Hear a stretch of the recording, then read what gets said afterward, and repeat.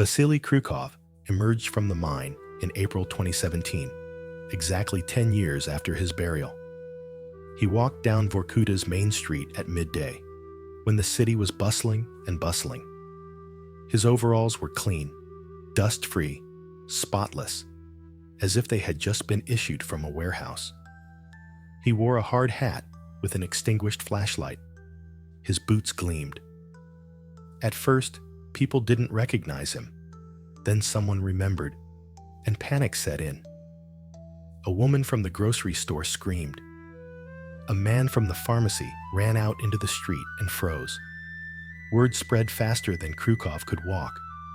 By the time he reached his house, half the town already knew. The dead man had returned. Lydia opened the door and fainted right there on the porch. Anton, his son, who was 5 years old on the day of the collapse and is now 15, called an ambulance. The doctors arrived 15 minutes later and couldn't believe their eyes. The dead man was standing on the threshold, asking for water. They took his pulse, 62, his blood pressure, 120/70, and his temperature, 36.6. These were ideal readings for a man who had spent 10 years underground without food, water, or air. But that wasn't the strangest thing. When Lydia came to, she looked at her husband and cried not from joy, but from fear. It was him. She recognized his features, his voice, his movements. But something was wrong. His gaze, his skin, his demeanor. Everything was familiar, yet changed. As if someone had taken the man and rewritten him, preserving only his form. That night, as Krukov was undressing for bed, Lydia saw a faint greenish glow on his chest, as if smoldering phosphorus were burning beneath the skin. The doctors took x-rays of his lungs and fell silent. The lungs of a miner with 20 years of experience didn't contain a speck of coal. They were completely pink and clear, like a baby's. Blood tests revealed a composition not found in people who worked underground. The chief physician of the city hospital asked Vasily not to share the results with anyone. He said he needed time.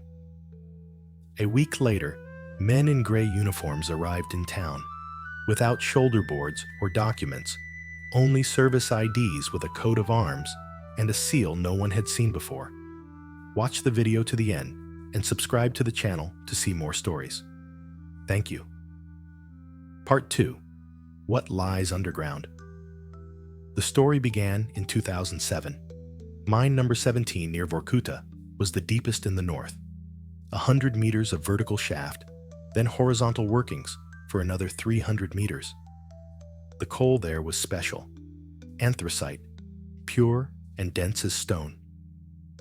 Krukov's team worked at the very bottom, in a face where only experienced, trusted people descended. They didn't take young people there. Too dangerous, too deep. April 23rd, second shift. A team of 6. Krukov, Foreman Semyonov, Kolko Rybakov, Petrovich, Max, and Lyoka. All locals, all with families, all with 20 years of experience under their belts. They worked quietly, unhurriedly, checking the supports every 10 meters. But the mountains don't ask permission. The first tremor came at 2:40 p.m. A rumble felt not with their ears, but in their bones. Semyonov shouted, "All clear!" Everyone ran for the exit. The second tremor hit them 15 seconds later. The roof collapsed 20 meters at once. Krukov was the last one down. He saw the wall of rock cover the passage and managed to jump back. The light went out. All that remained was a single helmet light and a darkness that pressed harder than stone. They searched for him for 8 days. They cleared the rubble, drilled bypass pits, lowered geophones to detect sound. Nothing. Mine rescuers said there was enough air there for a day, 2 at most. Afterward, the family received compensation, a death certificate, and 2 plots in the city cemetery. The coffin was lowered empty. This was always done when a body was not found. My wife, Lydia spent a month in prison. My son, Anton, stopped talking for 6 months. The city forgot. Mine number 17 operated for another 3 years. Then it was mothballed. They said the seam had been exhausted, that the coal content had dropped. In reality, strange things began to happen. People heard sounds from deep below. Not cave-ins, not rock shifts, but something else entirely. A low, rhythmic rumble, as if someone was breathing underground. The workers refused to go down. 2 crews quit within a month. In a small town, everyone knows everything. In 2010, the mine was closed permanently. The entrance was welded shut with steel sheets, filled with rubble, and concrete blocks were installed. The guards were removed a year later. Why guard something that's dead? Part 3. Underground. Krukov spoke calmly, without emotion, without rushing, as if describing a normal workday. After the collapse, he found himself in a dead end, with no way out. He should have had enough air for the day, but he didn't suffocate. The wall behind him, where there had been solid rock, began to glow. A green light, dim, like a nightlight. He approached and touched the stone. It was warm and moist, as if there wasn't a ton of rock behind it, but something alive. The wall cracked, not from an impact or an explosion. It cracked of its own accord, as if it had been opened from the inside. Behind it was a narrow passage, a meter wide, barely taller than a man. The walls were covered in something soft and fibrous. Krukov thought it was moss, but moss doesn't grow underground. Not at such a depth, not without light. He walked forward. He had no choice. Lo, the way back is blocked. At least there's some hope ahead. The headlamp on his helmet illuminated a distance of about 5 meters. Beyond that, darkness. But a strange darkness. Not dead, but alive. As if it were moving, breathing, watching. After 100 meters, the passage widened. Krukov emerged into a large cave, about 50 meters in diameter, with high vaults, and the light there wasn't from the headlamp. Light was coming from everywhere, from the walls, from the floor, from the ceiling. Green, soft, even. Krukov turned off the headlamp. There was enough light to see. Enormous mushrooms, the size of plates, grew on the walls, their caps round and smooth. Their stems were thick, like a child's hand. They glowed not brightly, but sufficiently. Krukov approached them and touched them. The cap was firm, warm, moist, the stem dense, almost like wood. He picked a mushroom and sniffed it. The scent of earth, grass, something else unfamiliar. Hunger set in on the 3rd day. There was water. In the corner of the cave, a trickle trickled from a crack in the rock. Clean, cold, odorless. Krukov drank and wondered what to do next. There was no food. He examined all the walls, all the passages, and found 3 exits from the cave, but each led downward, deeper, to where the light was coming from. On the 4th day, he ate a mushroom. He cut a piece with a knife and chewed it. The taste was strange, not disgusting, but unpleasant, like eating earth mixed with something sweet. He swallowed and waited. Nothing happened. No nausea, no pain, no fever. An hour later, he ate another piece, then another. By evening, he had finished the whole mushroom and slept. On the 6th day, Krukov went deeper. He chose the left passage because that's where the brightest light was coming from. The descent took a long time, 2 hours, maybe more. The clock had stopped on the 1st day after the collapse. I walked maybe 500 meters, maybe a kilometer. There were no landmarks, only the walls, the ceiling, and that damned green light. I emerged into a huge hall, 200 meters long and hundreds wide. The ceiling was lost somewhere above, In the darkness, the entire hall was covered in mushrooms. Thousands, tens of thousands of different sizes, from the palm of a hand to a meter in diameter. All of them were glowing. The hall sparkled, as if thousands of light bulbs were burning inside. There was a structure in the middle of the hall. Kryukov didn't immediately realize what it was. At first, he thought it was a stalagmite, a natural formation. He came closer and took a closer look. It looked like a column, about 3 meters high, a meter in diameter. The surface was smooth, without cracks, without seams. The color was dark, almost black, but with green veins that pulsed. Slowly, every few seconds, like a heartbeat. Kryukov touched it. It was warm. It felt like he was touching skin, not stone. Dense, thick, but alive. He circled the column. On the other side was a hollow, round, about 30 centimeters in diameter and 10 centimeters deep. Something glistened inside. The liquid was thick, dark, with a green tint. It smelled like mushrooms. He didn't know why, but he scooped up the liquid with his palm. It was warm, almost hot. He sniffed it. The scent intensified, becoming sharp and penetrating. His head spun. Kryukov stepped back and wiped his hand on his jumpsuit. His palm burned, not painfully, but noticeably, as if it had been dipped in hot water. He left the hall quickly, almost running. A strange fear washed over him the moment he touched the liquid. The fear wasn't from danger, but from the realization that he wasn't where a person should be, that this place had never been for people. He returned to the first cave, sat against the wall, and closed his eyes. His palm continued to burn. He looked. The skin had changed. It had become darker, denser. Where the liquid had been, thin green lines appeared, like capillaries, only bright and glowing. A day later, the lines disappeared. His palm became normal, but the sensation remained. Kryukov felt something inside him change, not physically, but deeper, as if someone had retuned him to a different frequency. And now, he heard something he hadn't heard before. He began to understand the light, not see it, but understand it. When the mushrooms glowed brighter, he knew it was a signal. Something was happening below, in the depths. When the light dimmed, it meant all was calm. He didn't know where this knowledge came from. It was simply there, as if someone had implanted the information directly into his brain, bypassing words and explanations.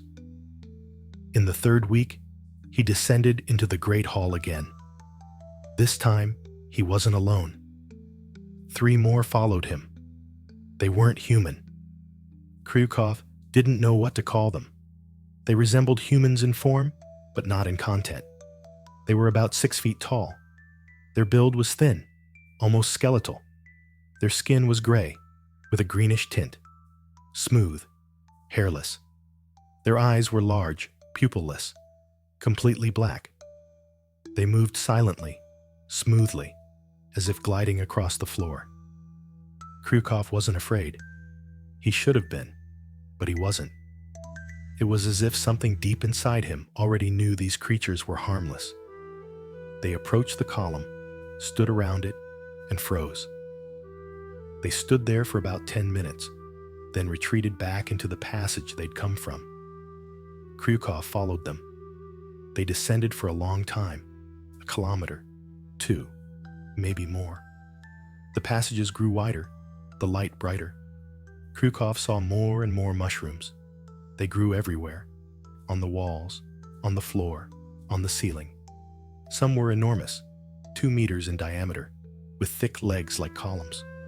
Others were small, the size of a palm, but there were thousands of them. They covered the stone like a solid carpet. They went out into the city. Kryukov didn't know any other word. It was a city underground, at a depth he couldn't even imagine. A cave the size of a football field. The ceiling was 50 meters high, maybe more. The entire vault was covered in mushrooms. They glowed like stars. The light was bright, almost daylight. Structures stood on the floor. Not houses or buildings, but something in between, about 3 meters high, round, without corners, without windows. The walls were smooth, black, veined with green. They pulsed, like the column in the Great Hall. Krukov counted 27 buildings, maybe more. Some were hidden behind the mushrooms. Creatures moved between the buildings, many of them, 40, maybe 50. All identical, gray skin, black eyes, silent movements. They didn't speak, just moved, doing something. They approached the mushrooms, touched them, collected something, carried it to the buildings, went inside, and emerged a minute later. One of the creatures approached Kryukov, stood before him, and looked at him.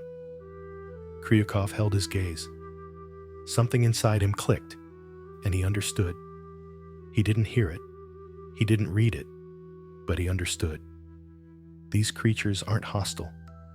They've simply lived here, underground, for a very long time, long before humans, before the mines, before the cities on the surface. The creature extended its hand. The palm was narrow, the fingers long, with rounded pads at the ends instead of nails. Krukov took it. The palm was warm and dry. A wave ran through his hand. Not electricity, not pain, but something else, like information. Krukov closed his eyes and saw images, not pictures, but sensations, depth, darkness, time that flows differently than on the surface, mushrooms that grow, glow, and nourish, liquid from the column that gives strength, transforms the body, prolongs life. These creatures live for hundreds of years, maybe more. They don't age, they don't get sick. As long as there are mushrooms, as long as there is liquid. Krukov opened his eyes. The creature released his hand and walked away. He lived there for 10 years, eating mushrooms, drinking water from the cracks, drinking liquid from the column once a month. The creature showed him how to do it. Scoop it up in his palm, drink it quickly, before it cooled. The taste was bitter, disgusting, but he immediately felt lighter inside. His body was filled with strength, his head cleared, the fatigue disappeared. Krukov didn't count the days. There was no time down there, only cycles. The mushrooms glowed brighter, then dimmed, then brighter again. He lived by these cycles. He slept when the light dimmed, woke when it brightened. He changed slowly, almost imperceptibly. First, his lungs stopped hurting. The cough that haunted all the miners disappeared. Breathing became easier, as if the air had become cleaner. Then the scars on his hands, old cuts, coal dust burns, and calluses disappeared. His skin became smooth, like a child's. There was no mirror downstairs, but Krukov saw himself reflected on the smooth walls of the buildings. His face hadn't changed. No wrinkles had appeared, no gray hair. He looked the same as he had on the day of the collapse, 38 years old, no more, no less. Lines appeared on his skin, thin, green, barely noticeable. First on his palms, then on his wrists, then higher, on his shoulders, on his chest.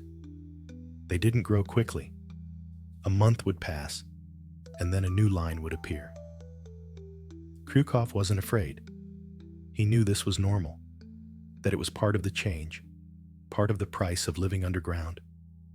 The creatures treated him calmly, not as a stranger, but not as one of their own either. They simply accepted him. He lived alongside them, ate the same mushrooms, drank the same liquid. Sometimes they came up to him, touched his hands, looked into his eyes. Krukov felt they were studying him, observing how he changed under the influence of their world. He didn't think about returning. Why? They buried him above. His family had come to terms with him. The city had forgotten him. He was dead to everyone.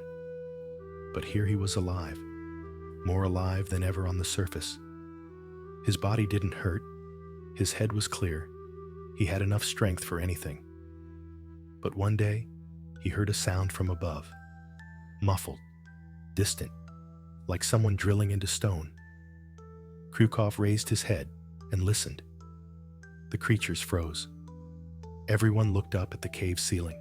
The sound repeated itself, closer, louder. Krukov realized someone was drilling from above, from the surface. He didn't know why, but he knew it was important, that it was a sign that it was time. The creatures looked at him, all of them, 40 of them, silently. Krukov nodded. They approached and stood around. One of them held out a bundle. The fabric was gray, soft as moss. Inside was something hard and cold. Krukov unwrapped it. Stones. 3 of them, the size of fists. Black, smooth, with green veins. They didn't glow, but Krukov felt a warmth radiating from them. The second bundle, smaller, lighter.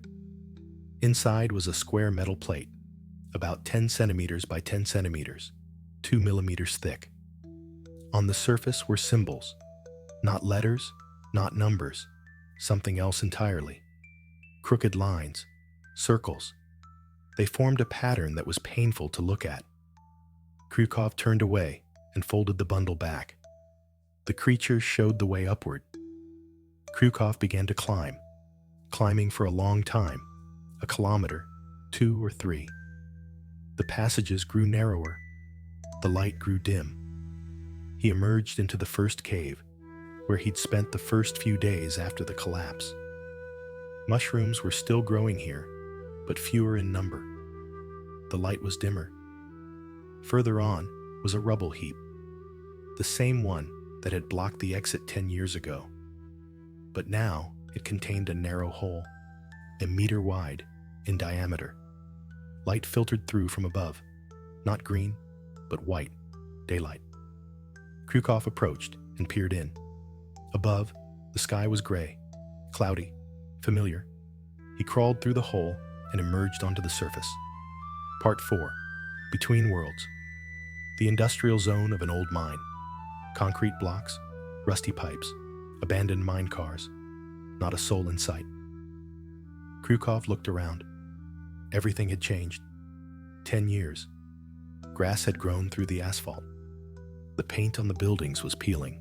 The windows were broken. The place was dead. He walked into town, walking slowly, looking around. Everything was familiar, yet different. New signs, new cars, new faces. People looked at him strangely, not recognizing him, but sensing that something was wrong. A man in dirty overalls and a hard hat walks down the main street in the middle of the day, as if he'd just emerged from a mine that's been closed for 10 years. Krukov reached his house and knocked. Lydia opened the door and collapsed. After the hospital, the questions began. The police, investigators, doctors. Everyone wanted to know where he'd been, how he'd survived, why he'd returned. Krukov spoke honestly about the cave-in, the cave, the mushrooms, the creatures. No one believed him. The investigator said he was hallucinating, that he'd survived in an air pocket, eaten moss or sapwood, and made up the rest out of stress. The doctors took samples: blood, urine, saliva, skin. They took x-rays, and x-rays. The results came back a week later. The head doctor called Krukov into his office, locked the door, and said the results were impossible, that this couldn't happen, that it was a lab error. His lungs were completely clear. There were no traces of coal dust, no scars from old inflammations, no tissue changes. It was like someone who had never worked underground, like a baby. The blood was strange, its composition inhuman. There were cells that shouldn't be there. They looked like red blood cells, but larger, denser, and had a different structure. They glowed faintly, but they glowed green. In the dark, under a microscope, a drop of blood looked like a small star.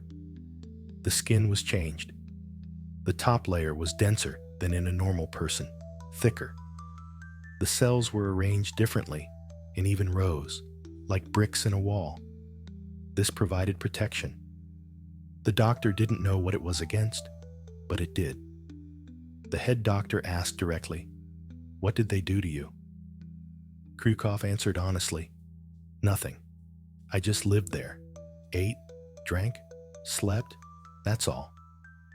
The doctor didn't believe it and asked me not to tell anyone. He said he would send the samples to the institute in Moscow and let them sort it out. For now, he had to remain silent. Otherwise, the questions would start. Bad questions. Krukov remained silent, returned home, sat on the couch, and stared at the wall. Lydia was making soup. Anton was sitting in his room, not coming out. His wife placed the plate on the table. Krukov looked.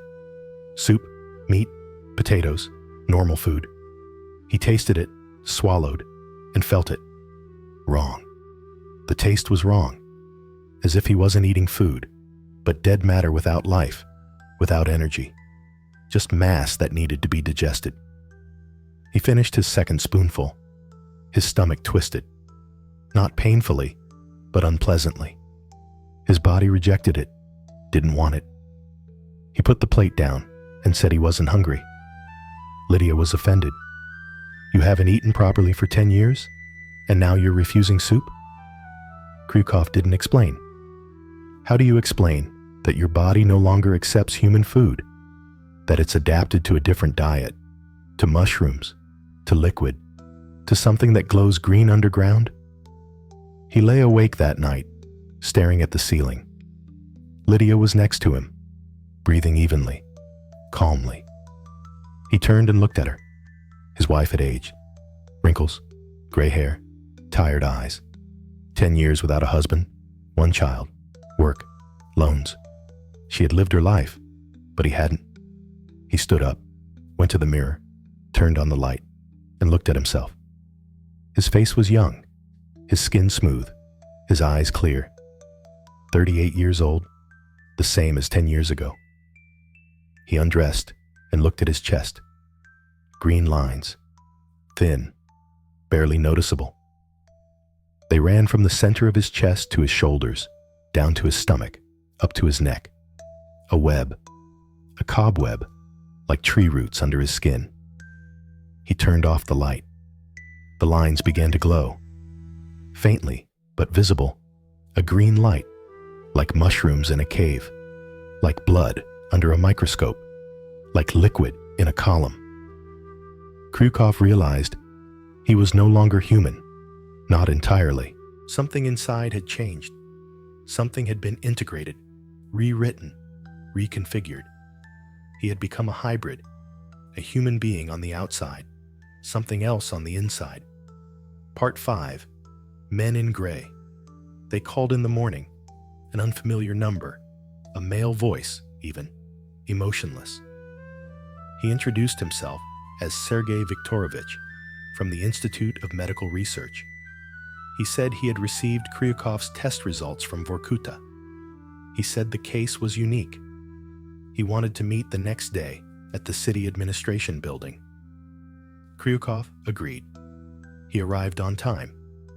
Administration building, 3rd floor, room number 17. He knocked and entered. 3 people were sitting at the table. Sergei Viktorovich was in the middle, about 50 years old, gray-haired, wearing a suit. On the left was a woman, about 40 years old, wearing a white coat, glasses, and a stern expression. On the right was a young man, about 30, wearing jeans, a jacket, and a sports bag on the floor nearby.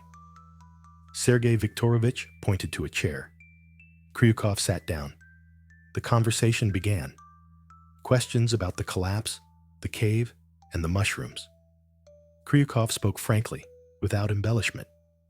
Sergei Viktorovich listened, nodded, and took notes. The woman, she sat and watched. The young man looked out the window. When Krukov finished, Sergei Viktorovich put down his pen, said it was interesting, and said they needed to check it. He asked Krukov to show him what he had brought with him, the stones and the plate. Krukov took out the package, unwrapped it, and placed the stones on the table. Sergei Viktorovich picked up one and turned it over in his hands. It was heavy and dense.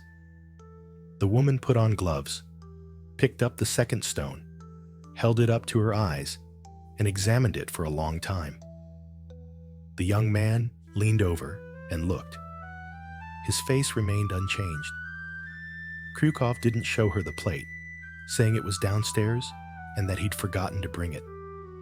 Sergei Viktorovich frowned and asked him to bring it tomorrow. Krukov nodded. The conversation ended. Sergei Viktorovich asked Krukov not to leave. He said another group of specialists would arrive in a few days. He would need to undergo additional examinations. Krukov agreed, went outside, and headed home. He felt like he was being watched. He turned around. The young man from the office was standing at the entrance to the building, smoking and looking at his phone. Krukov quickened his pace. At home, he hid the plate, wrapped it in cloth, put it in a box, and tucked it under a floorboard in the shed. He left the stones in plain sight, one on the table, two in the closet. If they took them, let them take them. He wouldn't give up the plate. He didn't know why. He simply felt it was important, that this thing shouldn't be shown to people in suits and white coats. 3 days later, Krukov stopped sleeping. Not because he couldn't, but because he didn't want to. He'd lie down in bed next to Lydia, close his eyes, and lie awake until morning. His brain worked, his body rested, but sleep wouldn't come. It was as if his internal mechanism had been switched off. Lydia didn't notice. She fell asleep quickly and woke up late. Krukov got up at 5 in the morning, went out into the yard, and looked at the sky. The sun rose slowly, gray, dim. A northern sun that doesn't offer much warmth even in summer. He watched and felt something tighten inside him, an unpleasant sensation, as if his body were rejecting light. Not bright, artificial. He needed a different kind of light. Green, soft, subterranean. Food had become a problem. Krukov couldn't eat meat anymore.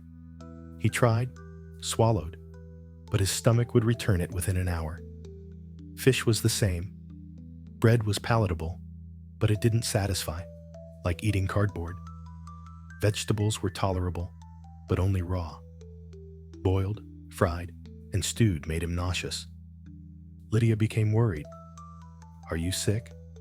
You need to see a doctor." Krukov refused. "What doctor?" Everything was fine. It's just that after 10 years, his stomach had gotten used to something different. It took time. But time didn't help. It got worse with each passing day. A week later, he stopped eating altogether in front of his family. He said he'd eaten at work.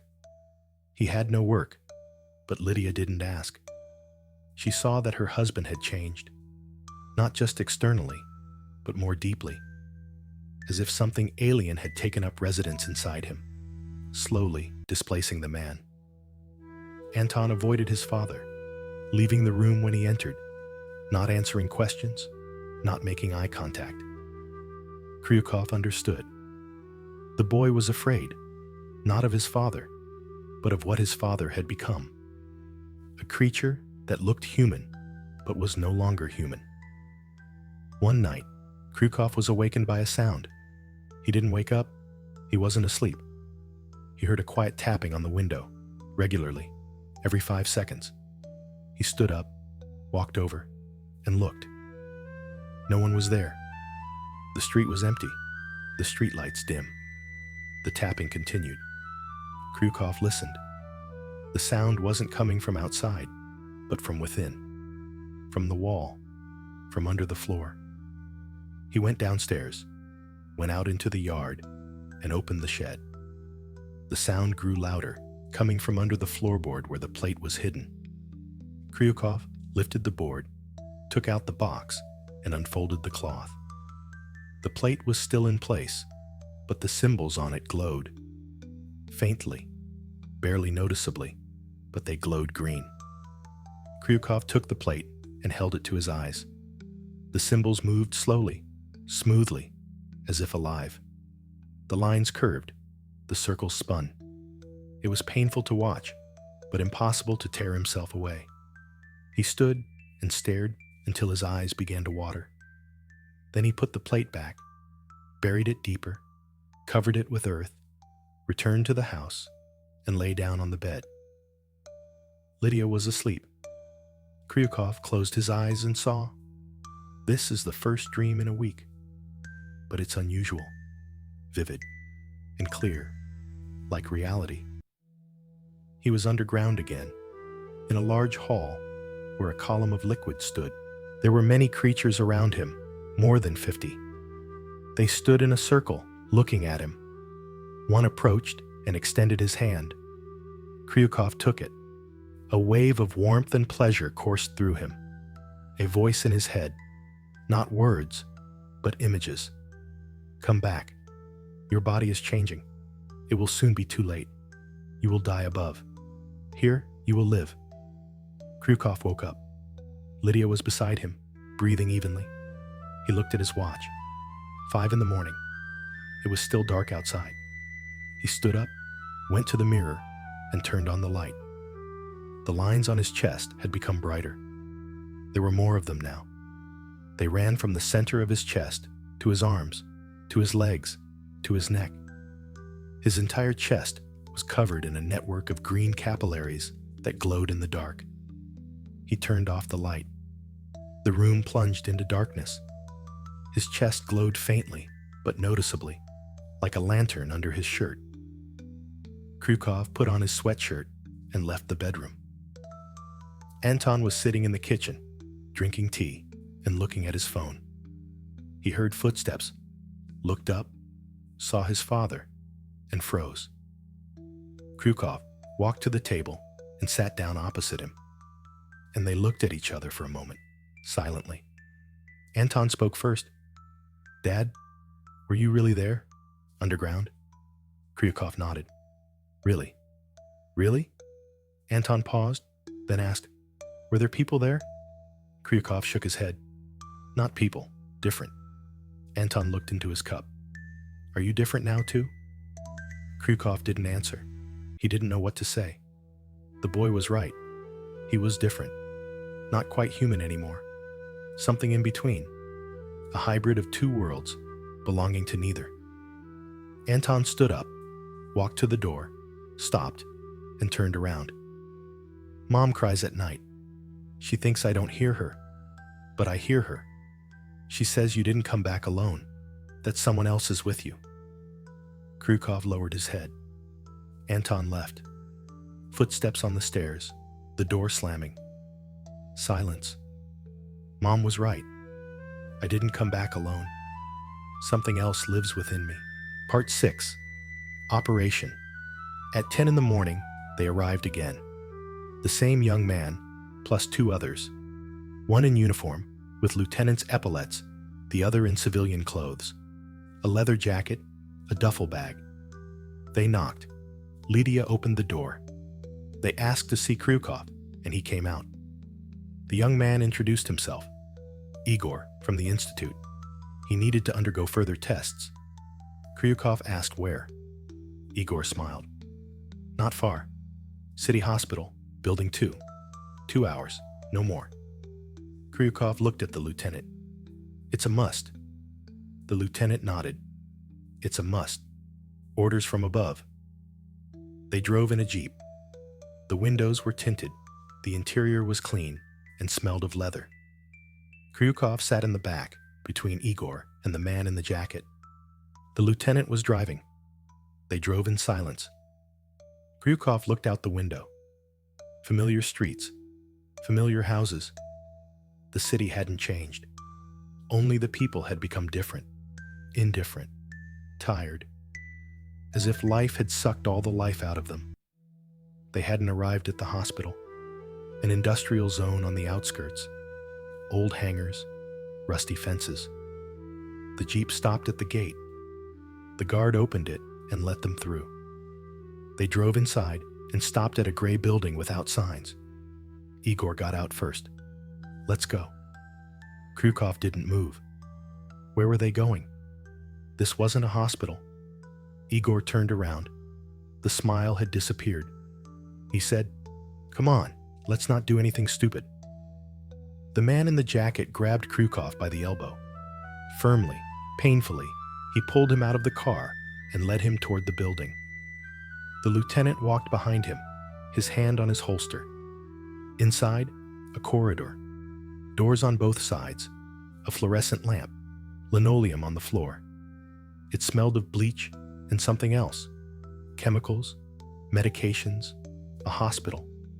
But not an ordinary hospital, something specialized. They led them into a room at the end of the hallway, 3 by 4 meters. The walls were white, the floor tiled. In the center was a couch, next to a table with instruments. Against the wall was a stand with IVs, a monitor, and wires. There was no window, only a ventilation grill under the ceiling. Igor pointed to the couch. "Lie down." Krukov didn't lie down. He asked directly, "What do you want?" Igor sighed. "They explained the tests to you. You need to understand what's happening to your body." Krukov looked at the instruments on the table. Scalpels, clamps, syringes. Many syringes of different sizes. "These aren't tests, they're an experiment." The man in the jacket stepped forward. "Let's not make any fuss. Lie down voluntarily, or we'll force you to." Krukov estimated the distance. The door was 5 meters away. More people were in the hallway. Voices could be heard. No escape. He lay down on the couch. Igor approached and began rolling up his sleeve. Krukov didn't resist. Igor took the syringe, filled it, found a vein, and inserted the needle. Blood flowed into the tube. Dark, almost black, with a green tint. Igor stopped, looked at the tube, at the blood, at Krukov. "What is this?" Krukov was silent. Igor pulled out the needle and held the tube to the light. The blood was glowing. Faintly, but clearly, a greenish glow, like mushrooms underground. Igor stepped back and called someone.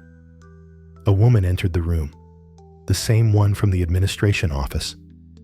She was wearing a white coat, glasses, and a stern face. She picked up the phone, looked at it, and his face didn't change. She said calmly, "Take more, a liter." Krukov tensed. A liter of blood was dangerous. The woman looked at him. "Don't worry, you won't die. Your blood is regenerating faster than usual." Igor took a large syringe, inserted the needle again, and slowly withdrew blood, tube after tube. Krukov lay there, looking at the ceiling, counting his heartbeats. 70, 80, 100. No dizziness, no weakness. His body was functioning normally, as if losing a liter of blood meant nothing.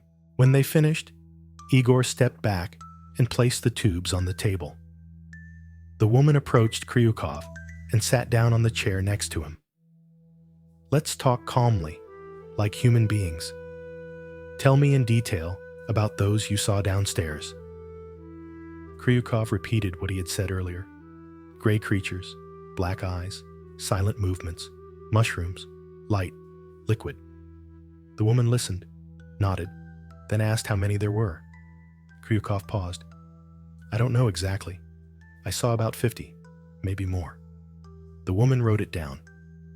"Did they talk?" Krukov shook his head. "Not in words, but in images. In my head." The woman put down her pen. "You understand that what you're describing is impossible. Life can't exist underground. at depths greater than a kilometer. There's no light, no oxygen, no conditions. Kryukov shrugged. I was there. I saw. Believe it or not, that's your business. The woman stood up.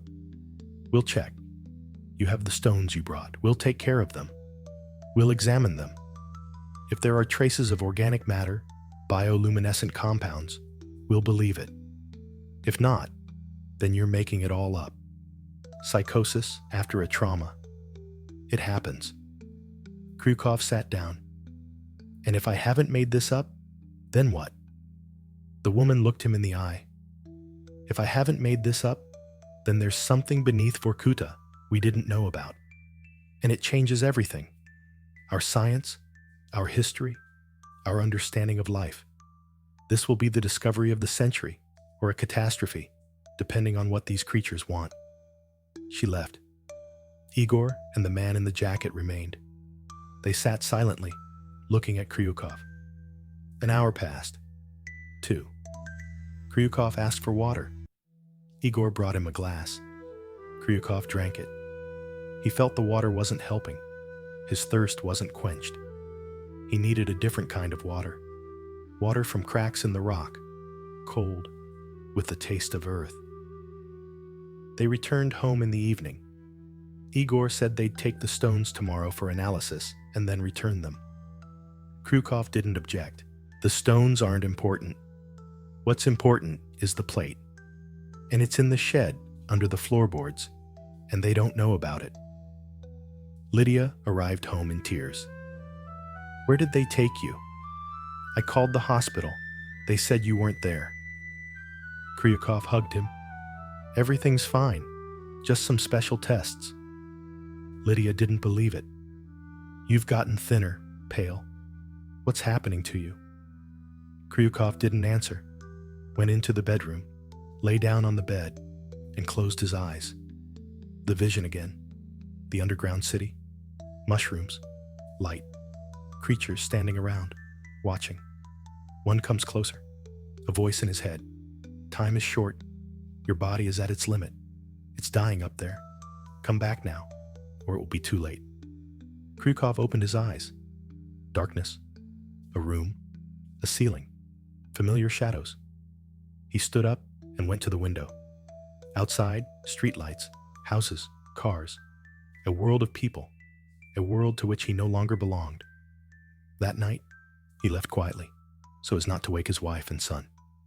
He dressed, grabbed a flashlight, went out into the yard, opened the shed, lifted a floorboard, pulled out a slab, wrapped it in his jacket, and tucked it into his bosom. Warm, almost hot, pulsating, as if alive. He walked through the city.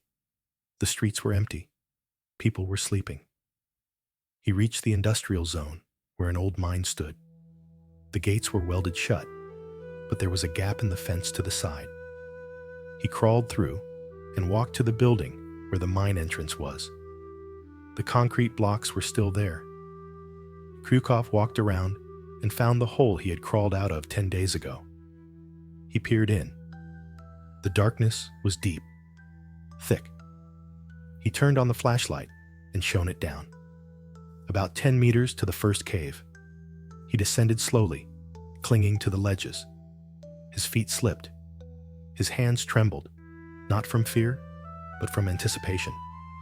His body felt the proximity of his native place, reaching down like a plant toward the light. He reached the cave. The mushrooms on the walls glowed dimly, less than before. As if without him, they were starting to die.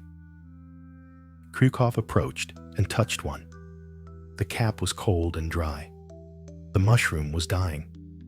He continued deeper, following the same route he had taken 10 years ago. The passages were narrow, the walls damp, the air heavy.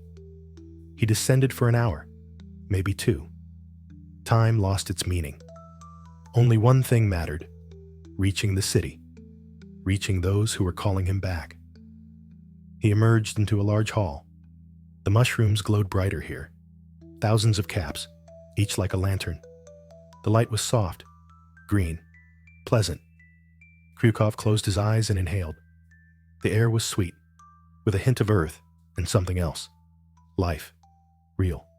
Unimagined. The beings stood in the center of the hall. All of them. More than 100 of them. They waited. Krukov approached, stopped 2 meters away, and looked. They looked back silently. One stepped forward. The one who had given him the plate. He extended his hand. Krukov took it. Warmth spread through his body, and his head spun. A voice in his head. "You're back? Good. Now show me." Krukov took out the plate, unfolded it, and held it out. The being took it, turned it, and looked at the symbols. They glowed brightly and moved quickly. The being nodded, placed the plate on the ground, and stepped back. The other beings approached, stood in a circle around the plate, and froze. The light in the hall began to change. The mushrooms glowed brighter, then dimmer, then brighter again, in waves, like a pulse. The plate trembled. Symbols began to separate from the surface, rising into the air. Thin green lines curled, intertwined, creating patterns. Krukov stared, unblinking. The patterns formed a picture, a map, underground passages, caves, halls, a vast network stretching for hundreds of kilometers from Vorkuta westward, beneath the tundra, beneath the mountains, all the way to the ocean. This entire territory is crisscrossed with passages, and life is everywhere. Mushrooms, creatures, columns of liquid. Krukov realized this wasn't a single colony. It was an entire civilization. Underground, hidden, unknown to humans. They'd been living here for thousands of years, maybe longer, long before the first humans came north. The picture disappeared. The symbols returned to the plate and settled into place. The light in the hall stabilized. The beings retreated. The one who had spoken to Krukov approached again, a voice in his head. "Now you know. We are not alone.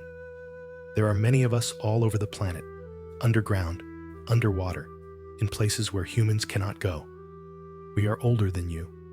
We were before you. We will be after." Krukov asked mentally, "Why did you show me this?"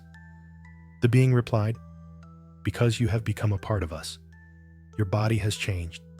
You cannot live above. There you will die. Here you will live a long time, perhaps forever. We do not know how long life will last. The life of a hybrid." Hybrid. The word echoed in his head. Krukov was neither a man nor a creature, something in between. The first experiment. A test. Can a man adapt to the underground world? He asked again. And the others? My family? Will they know what's happened to me?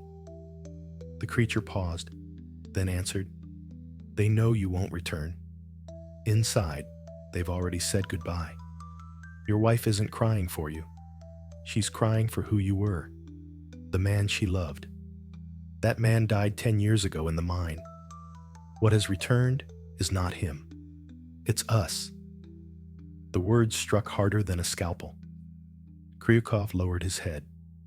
The creature reached out and touched his shoulder. "Not your fault. Such is the nature of change. You lived among us, ate our food, drank our liquid. Your body has been rebuilt. It is irreversible. But this isn't death.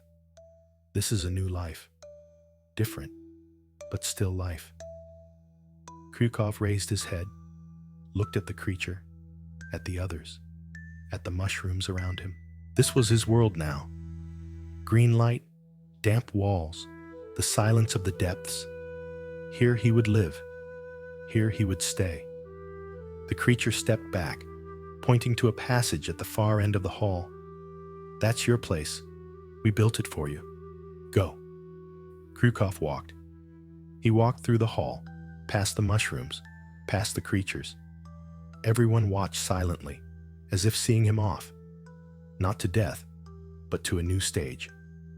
The passage led into a small cave, about 5 by 5 meters, with a low ceiling. In the corner was something resembling a cot, a flat surface covered with a soft substance, like moss, but warmer. Nearby was a depression in the stone. Inside, the water was clean and clear. Krukov approached and sat down on the cot, soft, comfortable, as if it had been tailored to his body. He lay down and closed his eyes. For the first time in a week, he felt peace, real, deep. His body relaxed, his breathing evened out.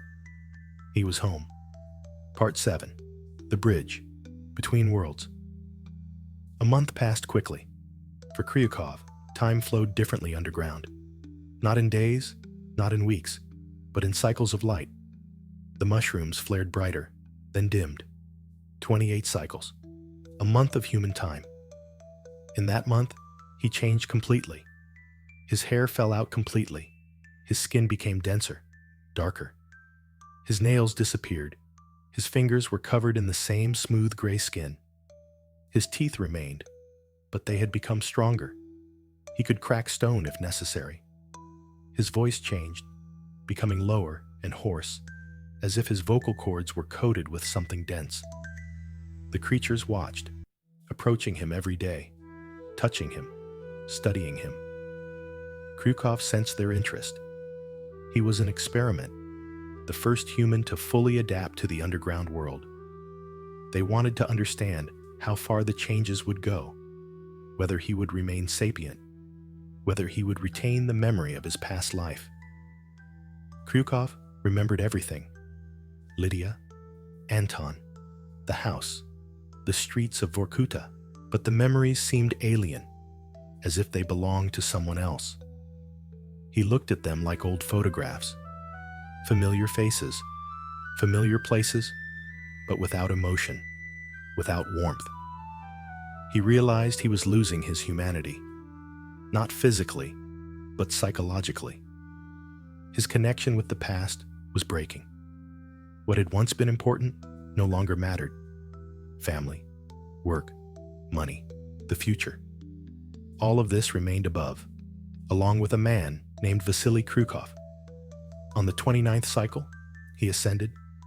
He promised to return in a month. He needed to know the test results. He needed to understand whether the scientists believed him. He emerged toward morning. The sky was brightening. The stars were fading. Vorkuta was waking up. Krukov walked through the industrial zone, across the vacant lots, to the living quarters, reached the house, and knocked.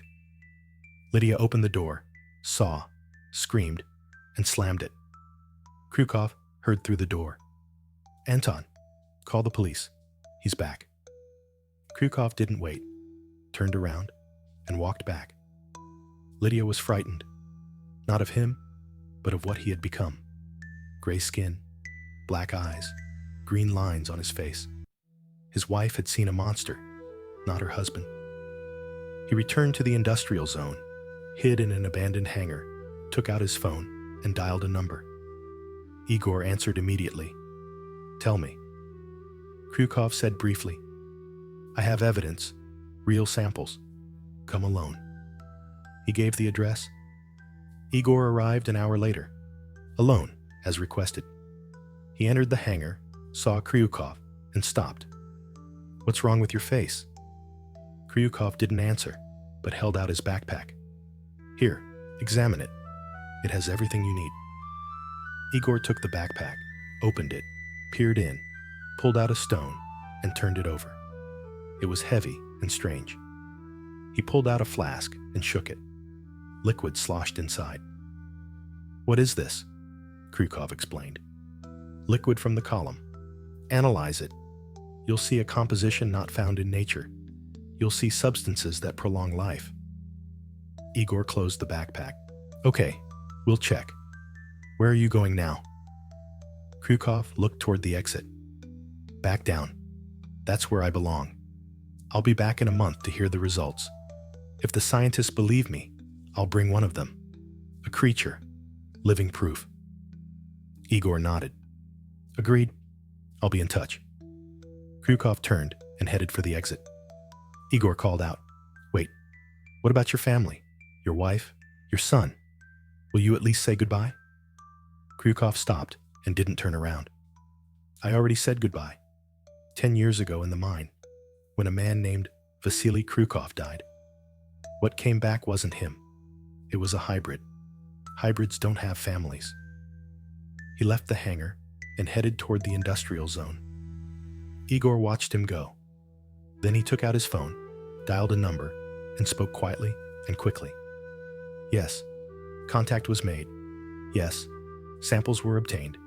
Yes, he's heading back down. No, I didn't detain him. Let him go. We know where to find him. Kryukov reached the shaft, descended into the hole, and disappeared into the darkness. Above, the sun was rising. The city was coming to life. Below, eternal night, eternal green light, eternal silence. There, creatures, mushrooms, columns, his new family, his new home, his new life awaited him. Part 8. The Third World. A month passed. The results came back a week later. First from the city lab, then from Moscow, then from a secret institute whose name no one could pronounce. Everyone confirmed. What Kryukov had brought back does not exist in nature. The stones are a rock of unknown origin. Their composition is complex, multi-layered. There are elements not found in the periodic table. They glow under a certain spectrum and emit a faint heat. Their age is impossible to determine. They are either very old, millions of years old, or not from the Earth's crust at all. Mushrooms. Biological analysis revealed a structure unlike any known one. DNA is present, but the chain is different. Not a double helix, but a triple helix, with additional elements not found in terrestrial organisms. The mushrooms contain substances capable of influencing human cells, slowing aging, and accelerating regeneration. In theory, they could extend life by 2 or 3 times, maybe more. The liquid is the most interesting part. The composition is incredible. Organic matter, minerals, proteins, amino acids. Everything is mixed in a proportion that cannot be recreated artificially. The liquid is alive. Movement is visible under a microscope. The cells are similar to bacteria, but more complex. They interact with each other, creating a network similar to a nervous system, only at the microbial level. When the results came in, Igor sent a report to management. I thought they'd launch a scientific expedition, assemble a team of biologists, geologists, and speleologists. They'd go down and study everything, publish the discovery, a Nobel Prize guaranteed, a new chapter in science. But instead of scientists, the military arrived. A general, 2 colonels, a special forces group. They sealed off all information. They took the samples, forbade them from telling anyone, and, under threat of imprisonment, said it was a matter of national security, that there could be a threat underground, that it needed to be checked, studied, and monitored.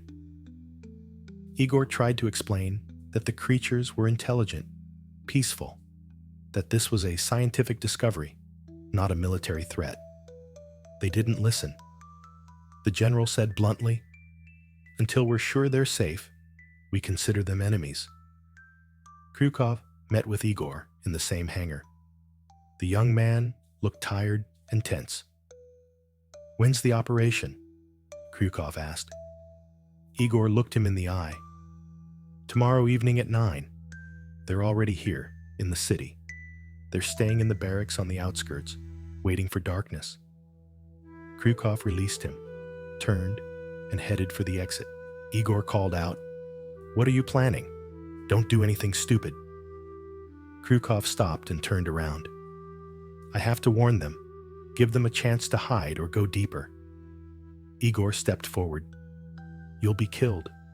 The military has received orders. Anyone who interferes with the operation is to be detained. By force, if necessary. You're a hybrid. They won't stand on ceremony." Kryukov grinned. "They'll try." He left the hangar and disappeared into the darkness. Krukov ran. Not walked, but ran.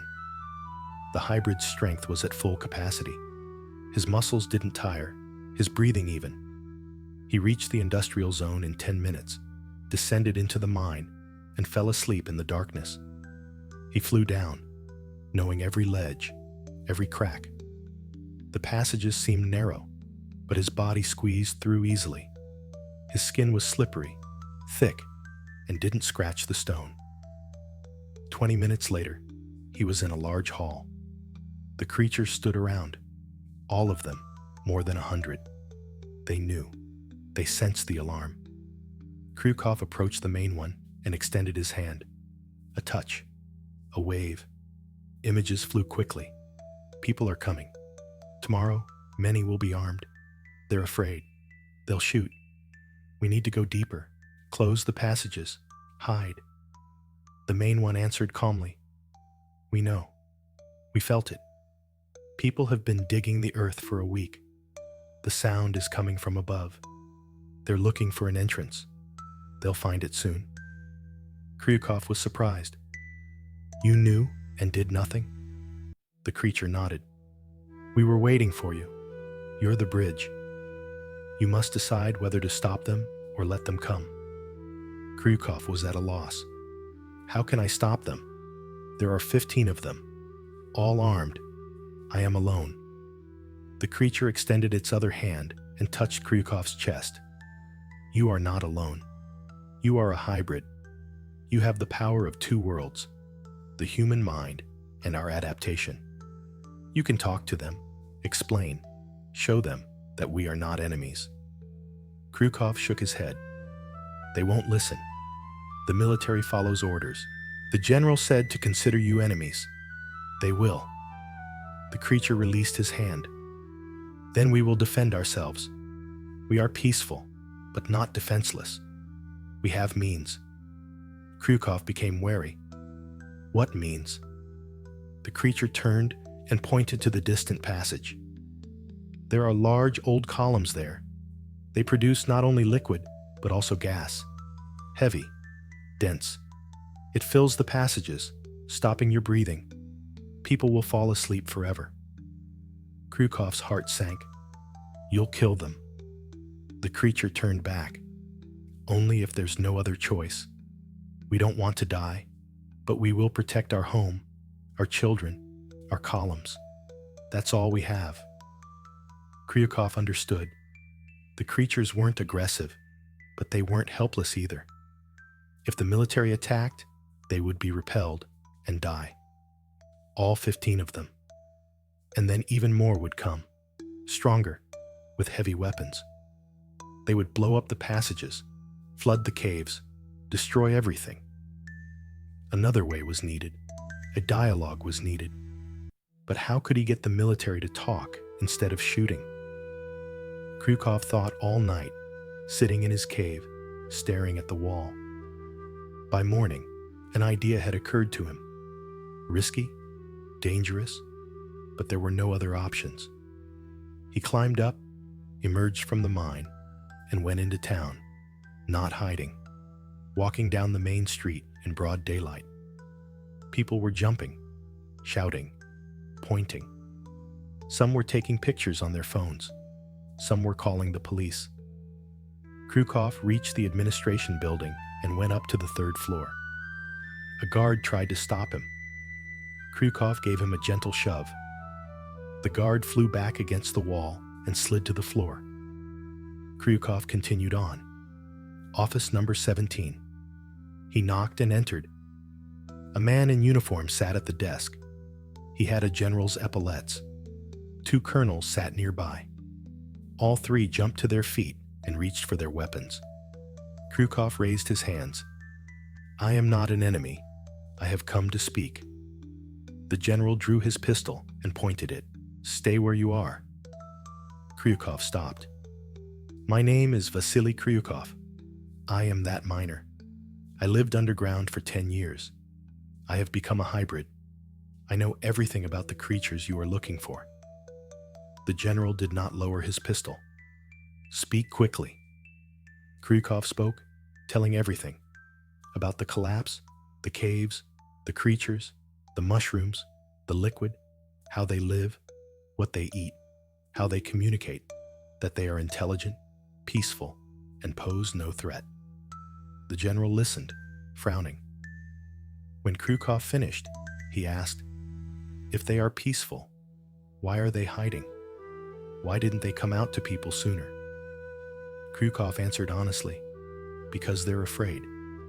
They know how people react to the unknown. They kill, capture, study. They've been watching us for thousands of years, witnessed wars, genocides, experiments, and decided to keep their distance. But now we found them. They must come out, show themselves, prove they're not dangerous." Kryukov shook his head. "They won't come out. It's too risky. But I can bring one up here. Let the scientists study, talk, and be convinced." The general lowered his pistol. "Not enough. We need to know how many there are, where they are, what they're doing. We need complete information." Kryukov tensed. "They won't give that information until there's a guarantee of safety." The colonel on the right chuckled. "Guarantees from whom?" "From the creatures hiding in their burrows. They're in our country, on our territory. We have a right to know who they are." Kryukov clenched his fists. "They were here long before your country, long before any country. This is their land, or rather, underground. You're the aliens, not them." The general raised his hand. "Enough philosophy. Here's what we'll do. You bring one creature here, to this office. In 2 days, we'll talk, check, and decide. If you don't bring them, the operation will go ahead. We'll go down and find them ourselves, by any means necessary." Kryukov looked the general in the eye, unblinking. Then he nodded. "Agreed? 2 days. But if you try to capture him, wound him, kill him, there will be war. They will respond, and you will regret it." The general chuckled. "Threats? From a hybrid who doesn't even understand whose side he's fighting for." Kryukov didn't answer, turned around, and left. Police were waiting in the hallway. 6 men, machine guns at the ready.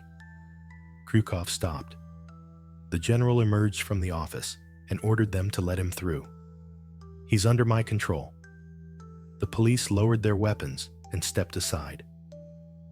Kryukov walked out into the street. A crowd stood outside the building. Hundreds of people watched, whispered, took photographs. Someone shouted, "Monster! Kill him!" Some remained silent, simply watching. Kryukov walked through the crowd. No one approached. Fear stopped him. He reached the industrial zone and descended. The beings were waiting in the large hall. Kryukov explained the meeting.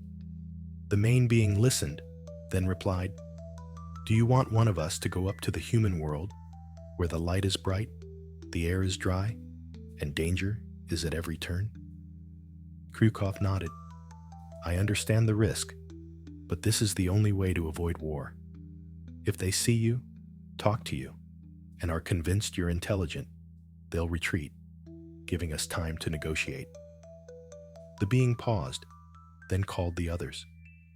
They all gathered, more than 100 of them, standing in a circle, silent, communicating with each other through images. Kryukov didn't understand what they were saying, only sensing the tension, the argument, the disagreement. An hour later, the main being approached. "We agree. One of us will go, but not me. I'm too important for the colony. The young one will go." He agreed voluntarily. One stepped forward, about 6 feet tall, thin. His skin was lighter than the rest. He looked at Kryukov and nodded. Kryukov extended his hand. The creature took it. A wave. Images. "My name is..." "There's no word in your language. Call me Light. I'm ready. Show me the world of people." Kryukov nodded. "Okay. But first, Preparation. It's bright up there. The air is cold. The people are loud, abrupt. You need to get used to it. Light agreed. They prepared for 2 days. Krukov led Light through the aisles close by. He approached the surface, showing how light, temperature, and sound changed. The Light One adapted quickly. The creatures were flexible and adaptable. Within a day, he could already stand at the exit without discomfort. Krukov taught him about humans, showing him images from his memory. Cities, cars, houses, crowds. The Light One watched with interest, amazed. People build so much, live so close to each other. Don't they interfere? Krukov grinned. They interfere constantly, but we've gotten used to it. The third day arrived. Morning. Krukov and the Light One climbed to the exit and stopped in front of the hole. Krukov looked at the creature. Ready? The Light One nodded. Ready, but I'm afraid. Krukov put his hand on his shoulder. I'll be with you the whole time. No one will harm you, I promise. They emerged onto the surface. The morning was gray and cloudy. The Light One closed his eyes and covered them with his hands. Krukov waited. A minute later, the creature opened its eyes and looked around.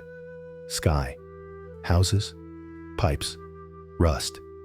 He said quietly, so empty. No life, only stone and metal. Krukov led him through the industrial zone. The Light One walked carefully, watching the ground. Asphalt, concrete, unfamiliar surfaces.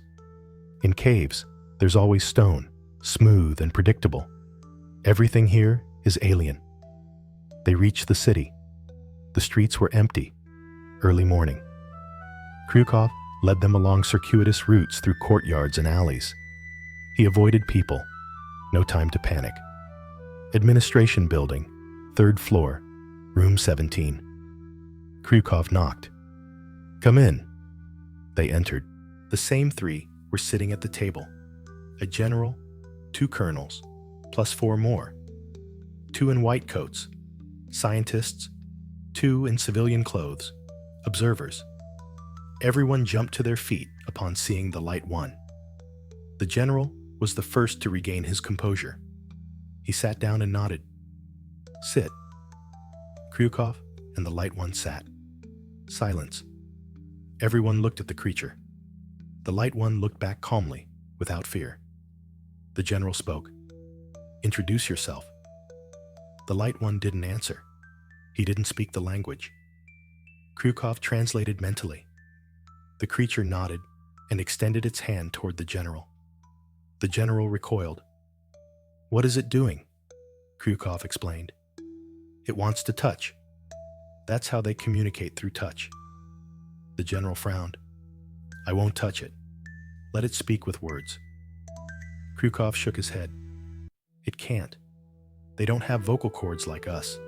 Only images, thoughts, through contact. One of the scientists stood up. I'll try. He approached and extended his hand. The Light One touched him. A wave. The scientist shuddered, closed his eyes, stood there for a moment, then let go, stepped back, and sat down. His face was pale.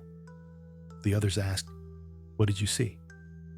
The scientist answered quietly, Everything. Their world, caves, mushrooms, columns, thousands of years of history. They are much older than us. The second scientist stood up. I want that too. He approached, touched him. Same thing. A moment of contact, then stepped back and sat down. His face was in shock. This is incredible. They're not primitive. They're advanced. Differently, but advanced. They have culture, knowledge, technology. Everything is based on biology, on symbiosis with the mushrooms and columns. The general slammed his fist on the table. I don't need admiration. I need facts. How many are there? Where are they? Do they pose a threat? The scientists exchanged glances. The first one answered, hundreds, maybe thousands. All over the north, under the tundra, under the mountains. They're not aggressive, but they'll defend themselves if attacked. The general leaned back in his chair. That means there's a threat. We need to control them, establish surveillance, restrict access, study them. Krukov jumped up. You don't understand. They're not animals to be caged. They're intelligent beings. They have the right to freedom. The colonel on the left chuckled. Rights belong to creatures that aren't even citizens, that hide from the state. Krukov clenched his fists. They were here long before your state. This is their home. You're uninvited guests. The general stood up. Enough. I've made my decision. The creature will remain here under observation. We'll study, check, test. The rest of you can stay in your caves. We'll set up checkpoints at all known entrances. No one will leave. No one will enter without permission. Krukov stepped forward. You promised dialogue, negotiations. The general looked at him coldly. The dialogue took place. I have learned everything. Now the country's security comes first. Security. The door swung open. 4 soldiers entered, rifles at the ready. The general pointed at Svetly. Take him gently, but firmly. Take him to the detention center. The soldiers approached. Svetly didn't move, looking at Krukov. Calmly, without accusations. Krukov couldn't resist. He lunged forward, pushed the first soldier aside, and grabbed Svetly by the arm. Run! They ran to the door. The second soldier tried to stop them. Krukov hit him lightly. The soldier fell. They rushed out into the corridor. Shouts and the clatter of feet came from behind.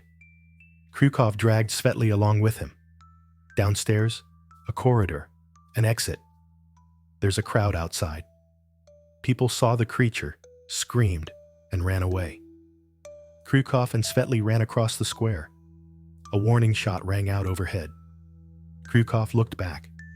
Soldiers ran out of the building, taking aim. He sped up, dragging Svetly faster. The creature wasn't used to running. It was breathing heavily and stumbling. A second shot to the leg. Krukov felt the impact, the pain, and fell. Svetly stopped and bent over. Krukov grabbed him. Go. Run to the shaft. I'll catch up. Svetly didn't leave, standing nearby. Then Krukov gave him a hard shove. The creature flew back and fell. Krukov screamed, Run, idiot! Save the colony! The light one stood up, took one last look, turned around, and ran quickly, unexpectedly quickly. The creatures looked weak, but they were resilient. He disappeared around the corner. The soldiers ran up to Krukov, surrounded him, and aimed their machine guns. One shouted into the radio. The first one is detained. The second one escaped. We are pursuing. Krukov lay on the asphalt. His leg was burning. The bullet lodged in his thigh. Blood flowed, dark with a green tint. But the pain subsided quickly. The hybrid's body was regenerating.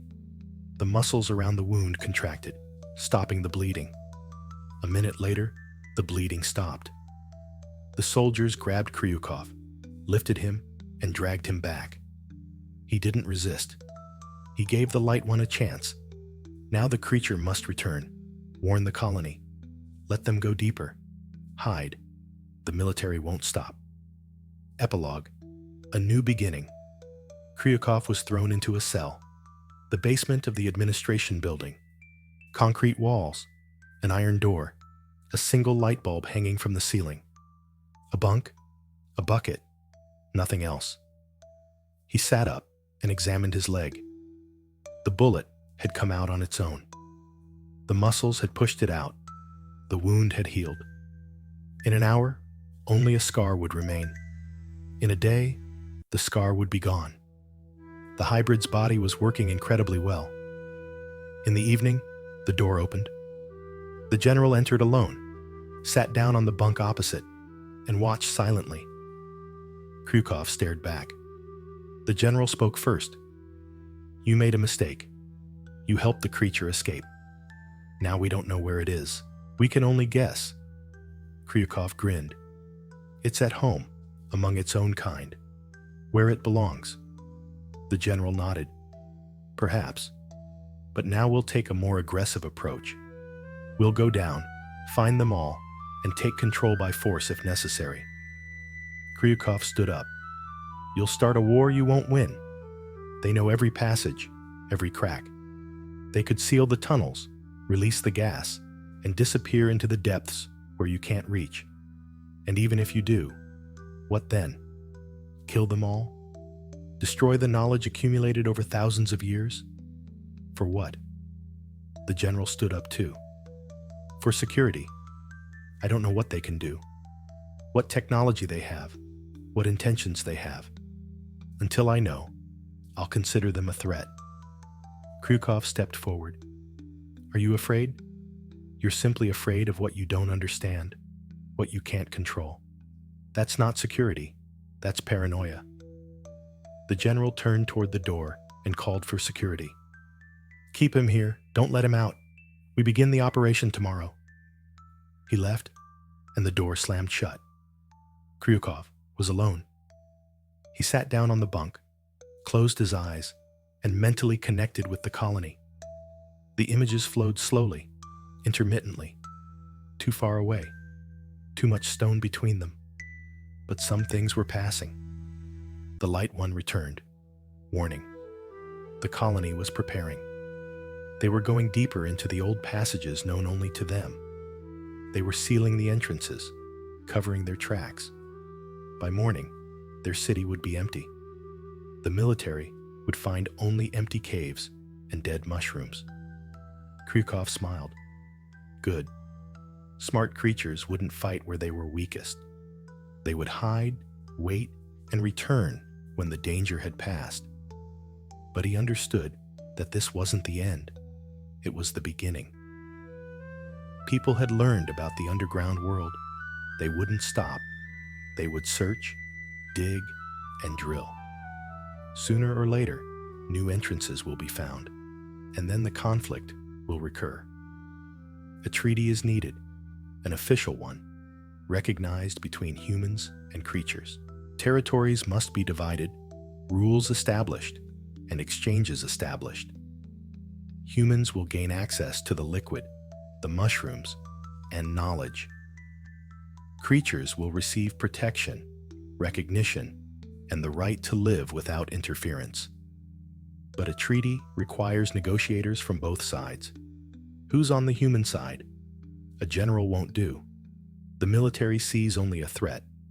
Scientists understood, but they don't make decisions. Politicians think only about elections. Kryukov understood. They needed him. A hybrid, human, and creature at once. He understands both sides, speaks two languages, but they're holding him in a cell. Will they let him out? Help arrived during the night. Unexpected. The door opened quietly. Igor entered. Kryukov stood up. You? Igor nodded. I did. Let's go quickly. The guards are asleep. Sleeping pills in the tea. 10 minutes, then wake up. Kryukov didn't ask why. He ran after Igor. A corridor, a staircase, a back entrance. The street was empty. Night. Igor pointed to the car. Get in. I'll take you to the mine. I'll take you from here. Kryukov got in. The car started moving. Igor drove quickly, silently. 5 minutes later, they stopped at the industrial zone. Kryukov got out and turned around. Why did you help? Igor looked into his eyes. Because the scientists are right. This is the discovery of the century. We can't bury it for fear of the military. Negotiations are needed, and you're the only one who can conduct them. Don't let us down. The car turned around and drove away. Kryukov walked toward the mine, descending into the darkness. Down, down, down to the house. The colony greeted him warily. The great hall was empty. The mushrooms glow dimly. The buildings are gone. They've been removed. Kryukov continued along the old passages the light one had shown in images. Narrow, low, uncomfortable. kilometer deep. 2, 3. He emerged into a new hall, small, about 20 by 20 meters. All the creatures are here, over 100. Mushrooms grow on the walls. The light is dim. There's one small column. There's enough liquid for everyone, but not for long. A month, 2. The main creature approached. Are you back? Krukov, he nodded. He's back, and he brings bad news. People won't stop. They'll search for you. They'll find you sooner or later. We need a plan. The creature agreed. We know. We've thought about it. There's a solution, but you won't like it. Krukov became wary. What solution? The creature pointed to the far passage. There's an old column there, the oldest, 3,000 years old. It's dying. The fluid is almost gone, but it has one last function. It can release special spores. They'll rise to the surface and spread through the air. People will inhale them. The spores won't kill them, but they will change them. Slowly, a year or two, people will become like you, hybrids. They'll understand our world and stop being afraid. Krukov froze. Do you want to infect people? Turn them into hybrids against their will? The creature nodded. This is the only way to peace. If people become a part of us, there will be no war. There will be symbiosis. Krukov shook his head. That's wrong. You can't change people without their consent. It's like a general. Control by force. Only you're not changing politics. You're changing bodies. The creature calmly replied, We don't change. We offer evolution. People age, get sick, die. We give immortality, strength, adaptation. It's a gift. Kryukov clenched his fists. A gift no one asked for. I became a hybrid because I had no choice. I was dying under rubble, eating your mushrooms to survive. But other people aren't in that situation. They have lives, families, choices. You can't take that away. The main creature retreated. Then what are you proposing? Sit here in a narrow room, wait for people to find me, capture me, and put me in cages. Krukov thought for a moment, then replied, Give me 3 months.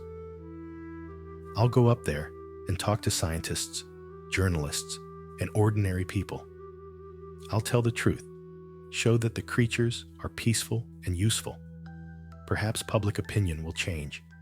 People will demand dialogue, not war. The general will have to listen. The creature paused, then replied, 3 months, no more. If nothing changes in that time, we'll release the spores. Krukov nodded. Agreed. He returned up there. Igor helped again. He connected him with a journalist from Moscow, a major publication, many readers. The journalist arrived and met with Krukov in an abandoned hangar.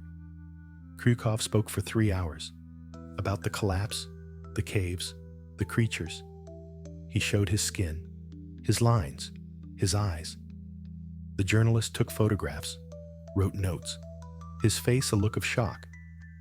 Then he asked the most important question. Prove it. How do I know you're not crazy?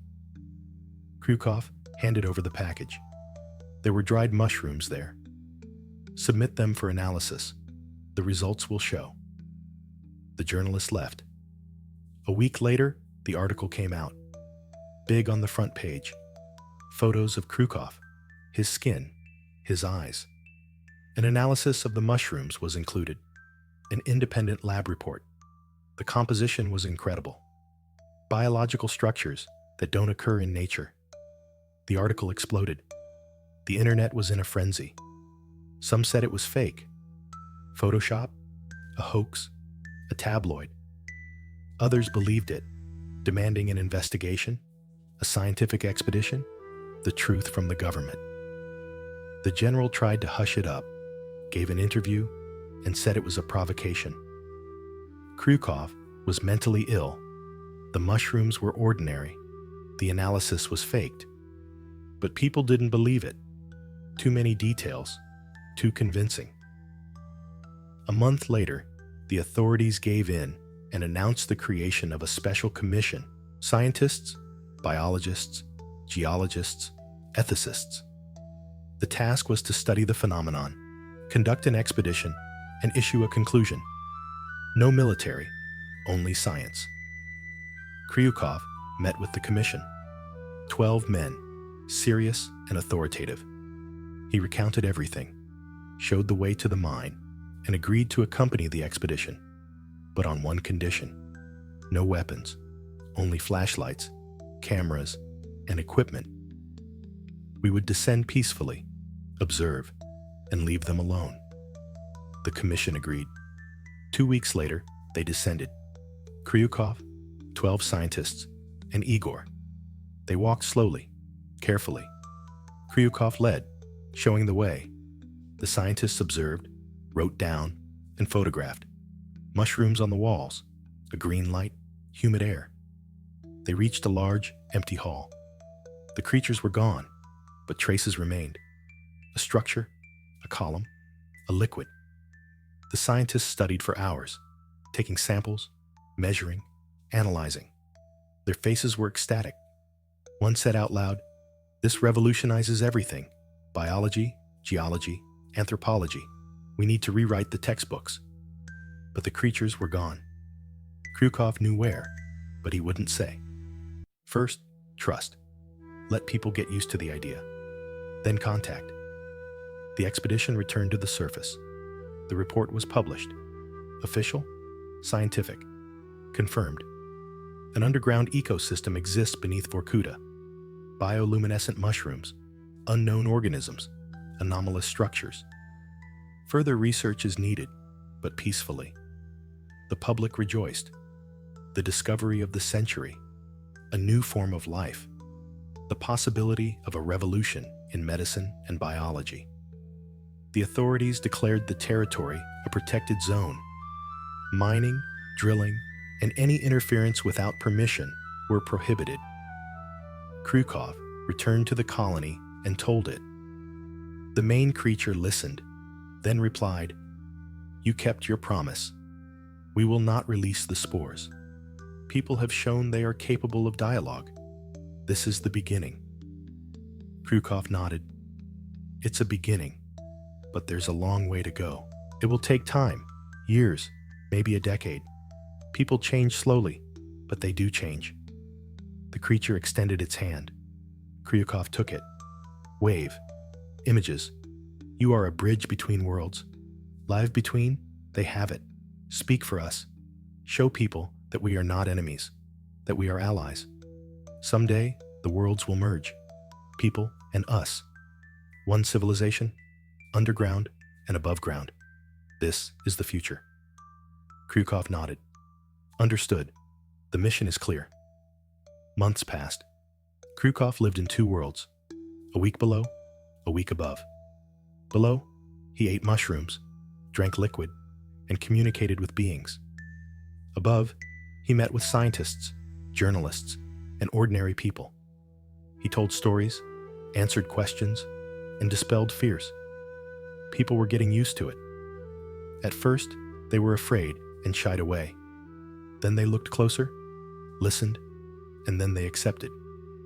Especially the elderly, those who had lived their lives and seen a lot. They understood.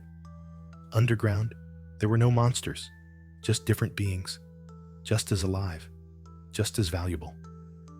One day, a man came to Kryukov, an elderly man, about 65 years old, sick with lung cancer, terminal stage. The doctors gave him 3 months. The man spoke quietly. "I heard your liquid heals, prolongs life. Can I have some? I'm not asking for immortality, just time to see my grandchildren, to finish my business." Kryukov looked into his eyes and saw despair, then hope. He nodded. "Come tomorrow, I'll bring some." He went downstairs and asked the beings. They agreed. 1 half-liter flask for the experiment. If it works, we'll give him more. Kryukov gave it to the man and explained how to drink it. Slowly, sip by sip, once a day. The man nodded and left. A month later, he returned. His face was different, healthier, younger. He said the doctors were shocked. The tumor had shrunk. There was no pain. The test results were better. Krukov smiled. Okay, keep drinking. Another month. 2 months later, the man came back, completely healthy. The doctors couldn't understand, calling it a miracle. The man cried and expressed his gratitude. Kryukov asked, "Don't tell anyone yet. People aren't ready. There'll be a rush. Everyone will want some. There's not enough liquid, not enough for everyone." The man nodded and promised to remain silent. But rumors began to spread. Some saw, some heard. 6 months later, dozens of people came to Kryukov. All sick, all desperate, all asking for liquid. Kryukov couldn't refuse. He went down and asked the beings, and they gave it to him. Little by little. A flask here, a flask there. The columns were depleted. The main being warned, "We can't give it forever. The liquid replenishes slowly, every liter a year. If we take more, the columns will die, and we will die." Kryukov understood. Production was needed. People must learn to grow mushrooms, create columns, and synthesize the liquid. But how? The technology is complex. Thousands of years of evolution, symbiosis, and selection. Humans won't replicate it in a year, in 10 years, maybe ever. But we can try. Kryukov proposed to the beings, "Share your knowledge. Show us how the columns work, how mushrooms grow. Scientists will study it, try to recreate it. If it works, there will be enough liquid for everyone, for you and for humans." The beings agreed. Reluctantly, but they agreed. The main being said, "We're taking a risk. Humans might misuse the knowledge, creating weapons, poisons, diseases. But without risk, there is no progress. Let's try." The exchange began. The scientists descended. The creatures demonstrated how columns grow from spores, how fungi feed on minerals from the rock, how liquid is produced in the center of the column, accumulates, and is filtered. The process is slow, complex, but understandable. Scientists tried to recreate it. They created artificial caves in laboratories above, controlled the temperature, humidity, and air composition, planted spores, and waited. The mushrooms grew slowly, but they grew. A year later, the first small column yielded about 10 grams of liquid. But that was just the beginning. 5 years later, production was up and running. 10 laboratories across the country. Each grew mushrooms, columns, and produced liquid. About 50 liters a month. Not enough for everyone, but enough for the seriously ill. People with cancer, diabetes, and heart disease received treatment. Many recovered completely, but side effects did appear. People who drank the liquid for a long time began to change. Not as much as Kryukov, but noticeably. The skin became denser, the pupils dilated, regeneration accelerated. They became hybrids, light, incomplete, but hybrids nonetheless. Society was divided. Some said this was progress, evolution, the next step for humanity. Others screamed that this was the end. A person ceases to be human, becomes something alien. Kryukov spoke publicly, saying it was a choice. Everyone decides for themselves. If you want to remain human, don't drink the liquid. If you want to change, drink it. No one is forcing you. But people didn't listen. Politicians exploited the issue for elections. Some promised to ban the liquid. Others promised to make it free for everyone. Protests, fights, and pogroms began. Kryukov was tired. 10 years had passed since the day he returned from the mine. 10 years between worlds, between people and beings. He didn't know if he had done the right thing. He had uncovered a secret that had been hidden for thousands of years. Now people know. But have they become happier? Or have they simply found a new source of conflict? One night, he descended into the colony, gathered all the creatures, and said, "I'm going deeper, where people can't reach me. I'll live there, among you. I'll forget about the world above. Let them sort it out for themselves." The main creature approached. "You're not. You can leave. You're a bridge. If you leave, the connection will be broken. People will become afraid again. The military will return. Everything you've built will collapse." Krukov lowered his head. "I'm tired. 20 years underground, 10 between worlds. I'm no longer human, but I'm not a being either. I'm a nobody, a hybrid who belongs neither here nor there." The creature touched his shoulder. "Your place is everywhere. You're part of both worlds. This isn't weakness, it's strength. Only you can maintain the balance. If you leave, the balance will be disrupted. There will be war or complete fusion.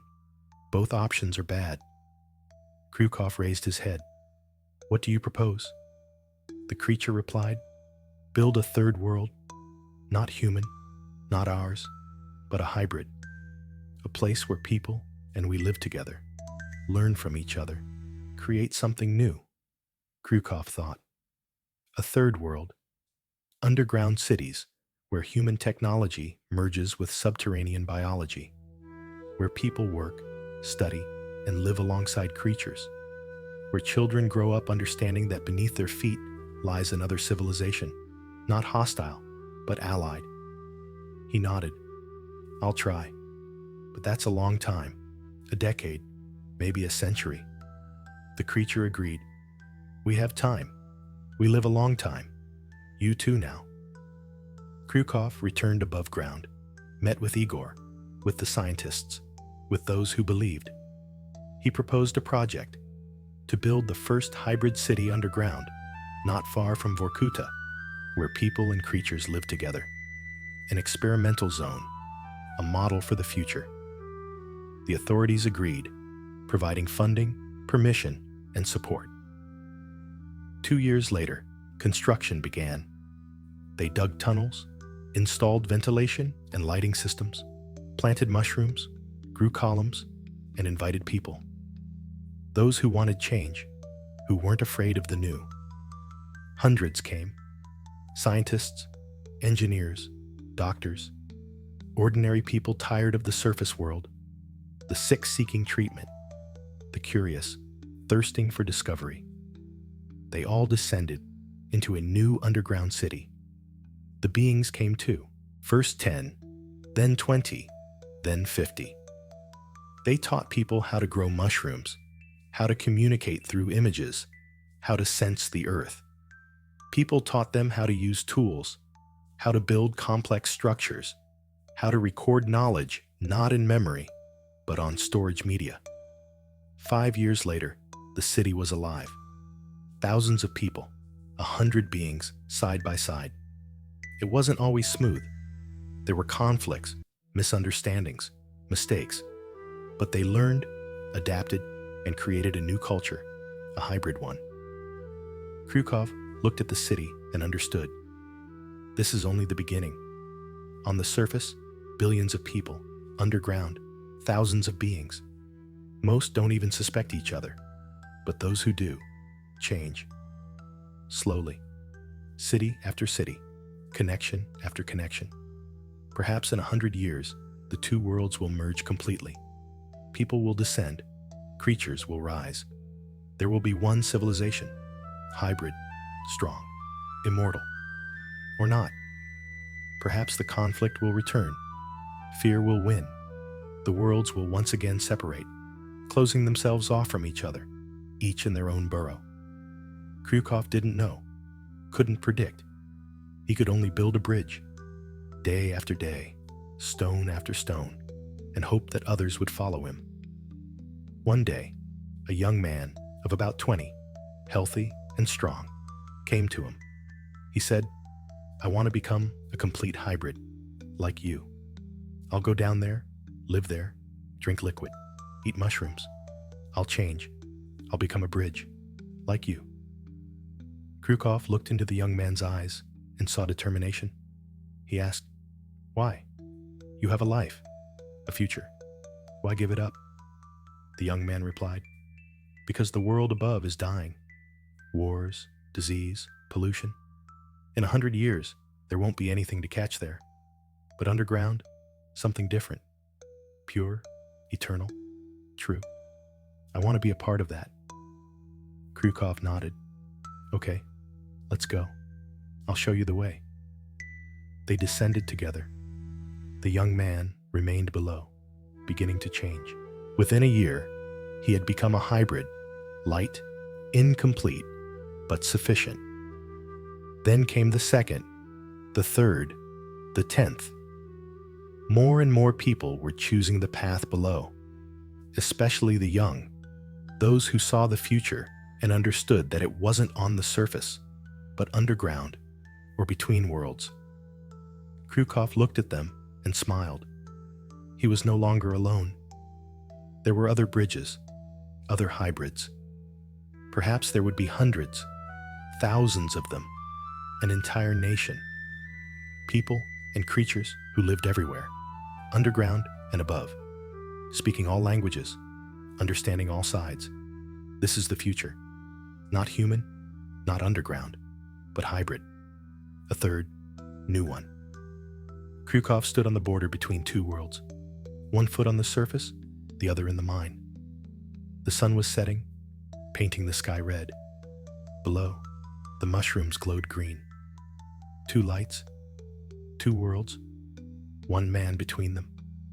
He took a step down, underground, toward home, toward the creatures, toward life that lasts forever. If you drink the liquid, if you believe. Others followed him, young, old, sick, healthy, all who had decided to change, to become part of a new world, a hybrid. The line stretched from the mine through the city to the horizon. Hundreds of people waited their turn, to descend, to see a miracle, to touch eternity. Krukov turned, looked at them, and nodded. Welcome to the third world, our world, where there is no fear, only curiosity, where there is no death, only change. Below us is not emptiness. Below us is life.